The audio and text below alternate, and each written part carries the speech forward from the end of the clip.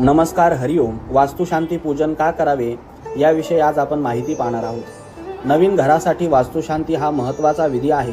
त्याचे कारण आपले घर बांधत असताना त्या ठिकाणी नकळत जीवजंतू मरतात, वृक्ष तोडले जातात, तसेच काही सिद्ध पुरुषांची समाधी सुद्धा तिथे असते.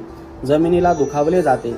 सर्व दोषांचा परिहार व्हावा, त्या घरामध्ये सुख, शांती, समृद्धी लाभावी, त्या ठिकाणी समाधानाने राहता यावे, तसेच वास्तुपुरुष शांत व्हावा, वास्तू शुद्ध व्हावी इत्यादी विविध कारणांसाठी वास्तुशांती करणे गरजेचे आहे.